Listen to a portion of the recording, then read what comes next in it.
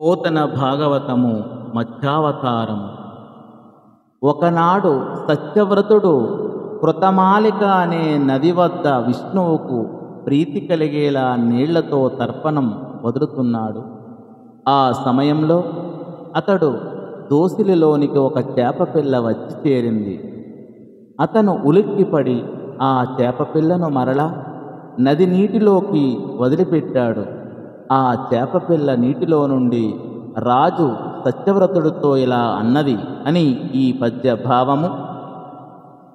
పాటు వచ్చిన జ్ఞాతి ఘాతులు పాపజాతి జశంబులీయేట కొండకామీను పిల్లల నీరి పట్టి వదింప నచ్చోట నుండక నీదు దోషిలి చొచ్చి వచ్చిన నన్ను నట్టేట ద్రోవగ పాడియే కృతయంత లేక కృప్తయానిది.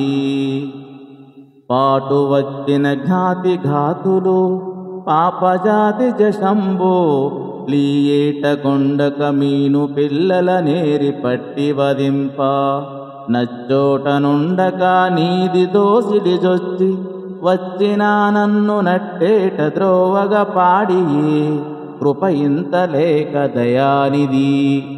ఓ దయామయ, దయామాలి, దాయాదులను చంపే పాపపు జాతి చేపలు ఈ ఏటులో ఉన్నాయి. అవి చిన్న చేపలను పట్టి మింగేస్తాయి. అందుకే ఇక్కడ ఉండలేక నీ దోసిలిలోనికి వచ్చి చేరాను. దయలేకుండా ఇలా నన్ను నట్టేటిలో వదిలేయడం న్యాయం కాదు అని ఈ పద్య భావము.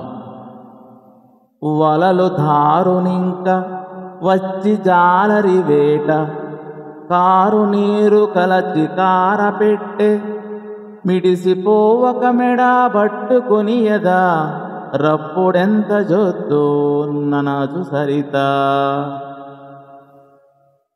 వలలు ధారునింక వచ్చి జాలరి వేట కారు నీరు గలచి కార పెట్టి మిడిసిపోవనీక మెడ పట్టుకొని యదా రప్పుడెందు జొద్దు అనఘ చరిత. ఓ పుణ్యచరితుడా, ఇంకా చేపలు పట్టే జాలారి వాళ్ళు వలలు పట్టుకు వేస్తారు. నదిని కలత పెట్టి నన్ను పట్టుకుంటారు. తప్పించుకుని పోకుండా మెడ పట్టుకుంటారు.